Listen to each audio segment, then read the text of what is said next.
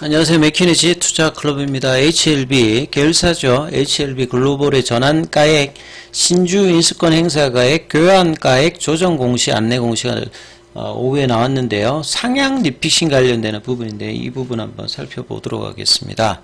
HLB 계열 종목 중에서 글로벌 같은 경우는 2021년도에 대단한 상승을 이 당시에 한번 보였는데요. 거의 이 당시 이제 저점이 한 3,500원대니까 한 10배 가까이 올라갔습니다. 이때는 이제 코로나 기간 동안에 이 백신 관련주로 급등을 하고 난 다음에 가격 조정을 고점 대비해서는 거의 90% 넘게 하고 큰 흐름이 지금 이제 뭐 작년, 재작년, 올해까지도 좀 있는 상황은 아니죠. 이 월봉이 이런 상황이고 월봉의 추세 전환이 지금 조금 더 올라가면 나올 듯 말 듯한 뭐 그런 위치고요. 일봉에서도 보시게 되면 최근에 이제 3,300원대에서 5,000원대까지 이제 오르고 난 다음에 좀 이제 주가는 좀 주춤해 있는 상태, 4,000원권 부근에서 행보를 하고 있는 상태에서 오늘 이제 4시 59분 거의 5시쯤에 이제 공시가 나왔습니다. 전환가액, 신주 인수권 행사가액, 교환가액의 조정 관련되는 부분에 안내 이제 공시 관련되는 부분인데요. 자, 이 이제 전자공시 시스템에 가시게 되면 이 제목으로 전환가액, 신주 인수권 행사가액, 교환가액의 조정 관련되는 부분들이 많이 뜹니다. 그래서 처음 접하시는 분들은 이게 뭔가 이렇게 좀 제목 자체가 확 이렇게 익숙하지 않지 않습니까? 그래서 전환가액이라고 하는 건 보통 이제 컨버터블 본드, 이 전환사채 관련되는 부분의 내용이고요. 신주인수권 행사가액 같은 경우에는 이 BW 관련되는 부분이죠. 본드 위드 워런트 관련되는. 그 다음에 이제 교환가액 같은 경우에는 EB가 있습니다. 교환사채가 있거든요.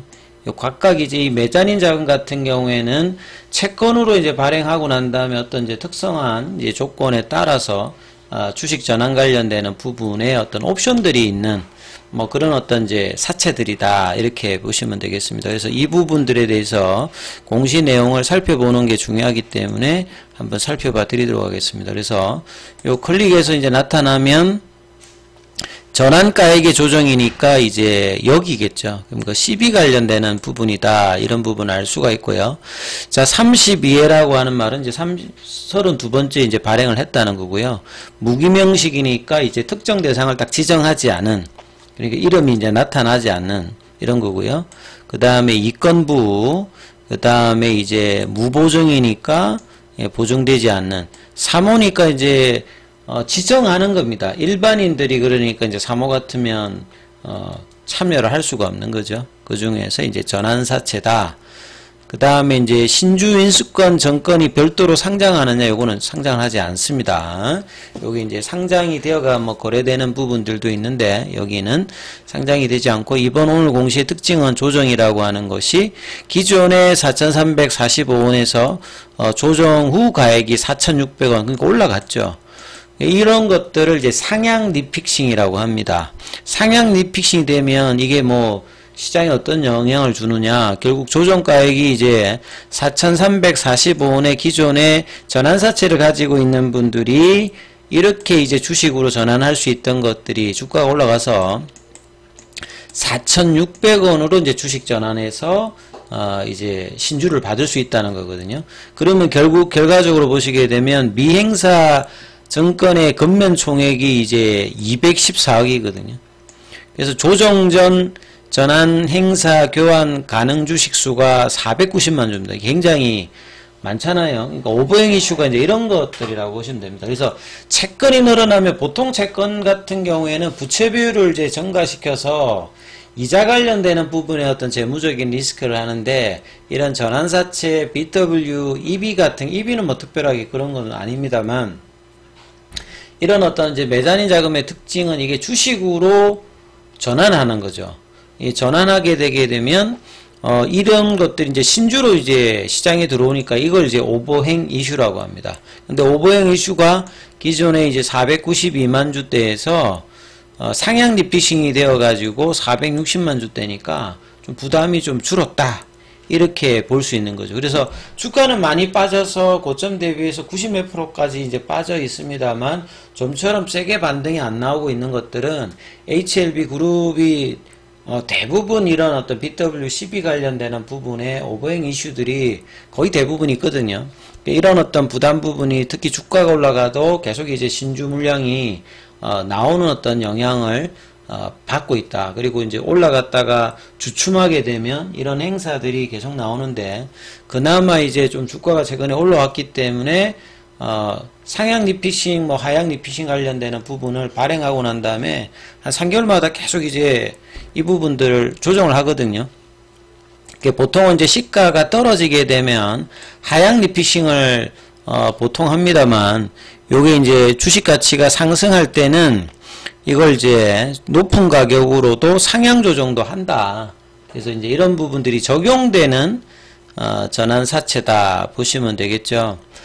자, 그래서 조정 방법이 이제 나와 있고, 이게 2024년도 1월 20일에 이제 조정가액 적용일이 되었다는 겁니다.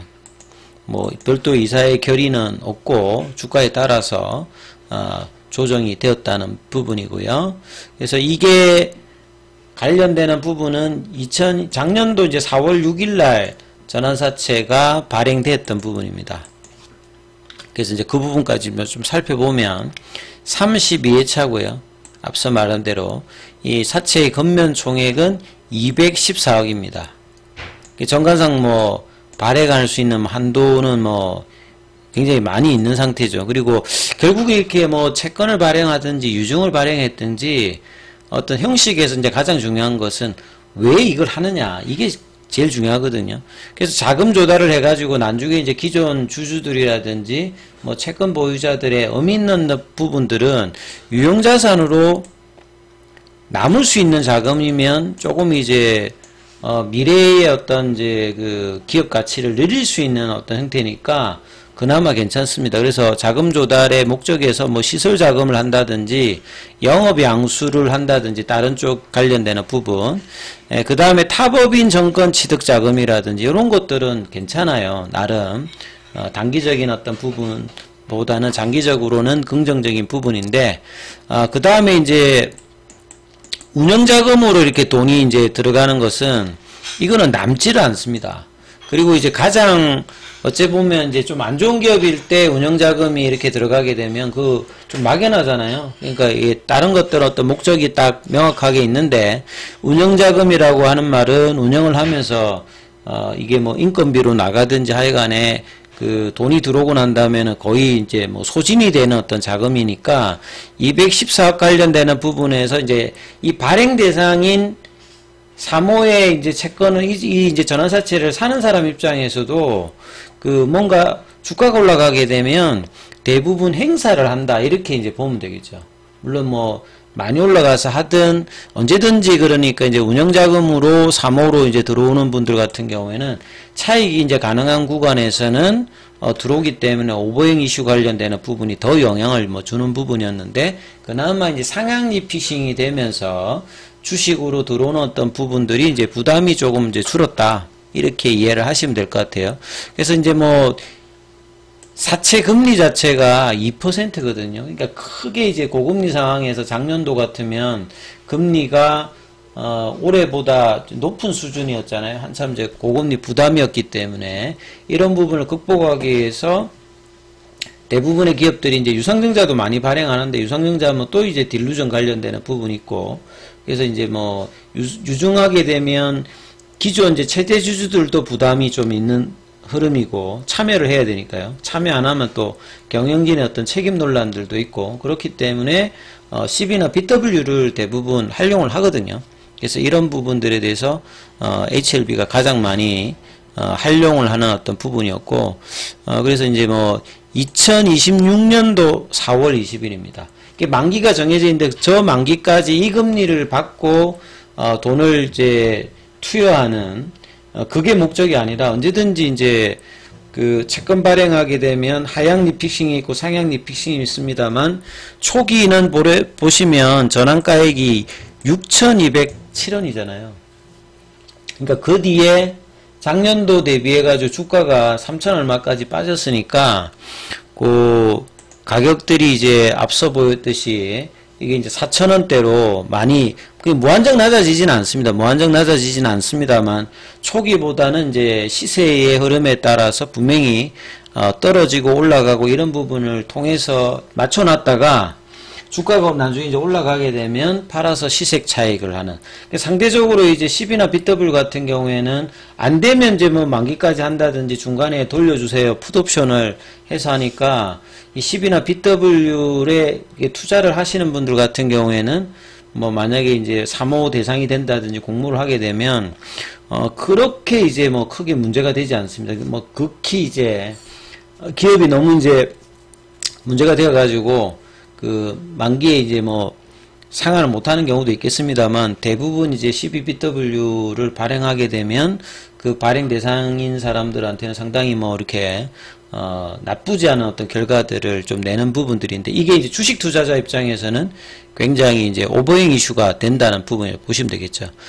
그래서 이제 이 전환을 하게 되면 초기에 이제 발행할 때는 340만 주였는데 이게 이제 뭐 주가가 떨어지게 되면 행사가액이 낮아지니까 주식수가 늘어나는 구조였죠. 그래서 전환 청구는 이제 시작일은 이제 발행할 때 2024년도 4월 20일 그 다음에 종료일은 2026년 3월 20일 요렇게 되면 최저로 만약에 떨어져도 한 4,300원대까지 그러니까 3천 얼마까지 떨어지니까 이제 이게 이제 거의 최저가 수준으로 갔다가 지금 이제 주가가 최근에 좀 올라와서 이제 상향이 되었다. 그래서 전환 청구 기간이 4월 달에 있습니다. 그게 만약에 이제 주가가 올라가게 되면 전환 청구가 또 이제 나올 수 있는 어떤 부분이라는 걸 좀 예상하실 수가 있겠죠. 그래서 청약일이 작년도 4월 달, 이사해결일은 4월 6일, 그리고 좀 누구를 대상으로 했느냐 보면 사모니까 딱 지정하는 거잖아요.